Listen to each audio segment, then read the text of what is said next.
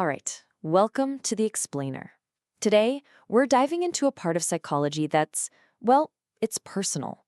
It's the story of how every single one of us becomes, well, us. I mean, think about it for a second. Have you ever really wondered how you became the person you are today? It's a massive question, isn't it? Everything from your earliest memories, your beliefs, what makes you tick, what shaped the person listening right now? Well, turns out there's an entire field of science that's all about answering that one question. And that field, it's called developmental psychology. You can think of it as the roadmap for your life's journey. And no, it's not just about babies and toddlers or even just teenagers. It's about the entire story of you, a continuous thread from the moment you began all the way to the person you're going to be tomorrow. So, okay, how does psychologists even begin to map out something so huge? Well, they've broken it down. They look at our transformation through 5 key areas, 5 pillars of growth that are always interacting, always shaping who we are. Yeah, you can picture them like 5 threads being woven together. There's how we think, how we feel, how we connect with others, our sense of right and wrong, and even how our bodies and brains are physically changing. All of these threads weave together to create the full picture of you. So let's start with the one that's happening right inside our heads. First up, cognitive development. This is basically our mental engine. It's the how. How does a baby figure out that when you hide a toy, it hasn't vanished from the universe? And how does that same person, years later, have the ability to tackle something like, say, advanced math? It's a huge leap, right? A child's view of the world is just fundamentally different from an adult's. So how do we get from point A to point B? How do our thinking and learning abilities actually evolve over time? It's all about building a mental toolkit. I mean, we aren't born with this stuff ready to go. We have to develop our memory, we have to learn language so we can share ideas, we have to spark our imagination, and we have to build up our reasoning and problem-solving skills just to get by in this crazy world. But of course, we're not just thinking machines, are we? We're feeling machines too. And that brings us to our second pillar, emotional development. This is all about that rich, sometimes messy, inner world of our feelings, and crucially, how we learn to deal with it all. And this question, oh man, this one hits home for a lot of us. Why do emotions seem to hit like a freight train when you're a teenager? If you've been there, you know what I'm talking about. It's not just teen drama, it's a real biological, psychological thing.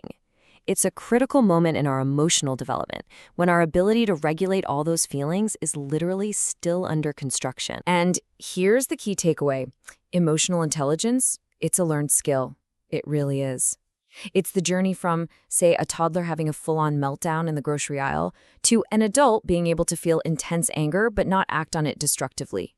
Learning to understand, express, and regulate our feelings, that's absolutely fundamental for our mental health, for our whole lives. Okay, so we've got thinking and feeling. Now let's talk about connecting. That's our third pillar, social development. Because let's face it, we don't grow up in a bubble. We're social creatures through and through. Our entire social universe starts with that very first bond, maybe with a parent or a caregiver. And from there, it just explodes outwards over a lifetime to include first friends, childhood rivals, high school cliques, adult partnerships, the whole shebang. So how do we learn to navigate that incredibly complex world? Yeah, a huge piece of growing up is learning that social dance, right? It's about building connections, sure, but it's also about figuring out who you are in the middle of all those relationships. It's about developing your own sense of self while also trying to understand all the unwritten social rules. And you know what goes hand in hand with learning to live with other people? Learning what's right and wrong. That brings us to pillar number 4, moral development. This is all about how we build our internal compass. I mean, this is one of the big ones, isn't it? How do we learn the difference between right and wrong? We're not born with a pre-installed conscience. So where does it come from? How do we build that sense of fairness, of ethics, of what's right? It's a process, of course. It's about slowly building our own ethical framework. It's about forming our own values and beliefs, learning to listen to that little voice we call a conscience, and figuring out how to make choices that are not just good for us, but are fair to other people too.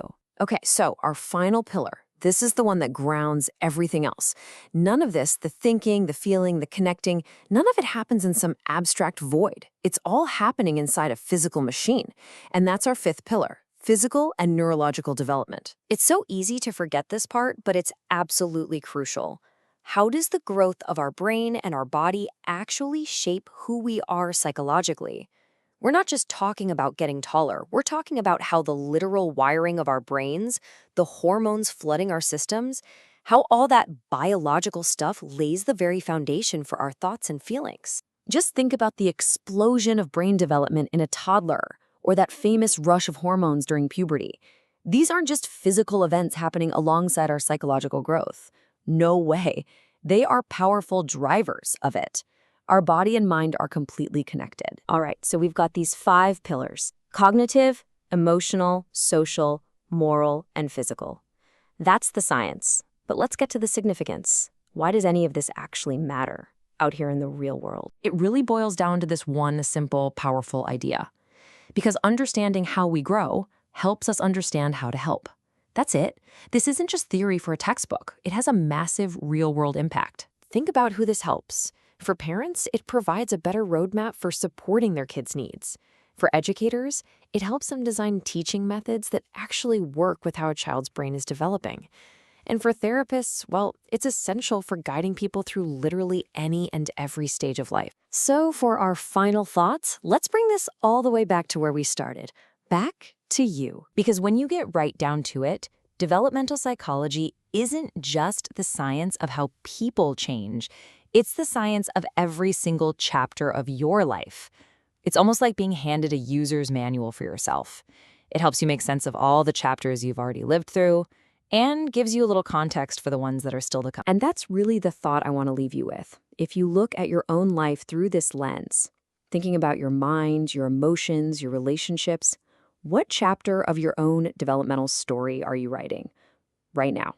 It's a pretty cool way to think about your own journey. Thanks so much for joining The Explainer.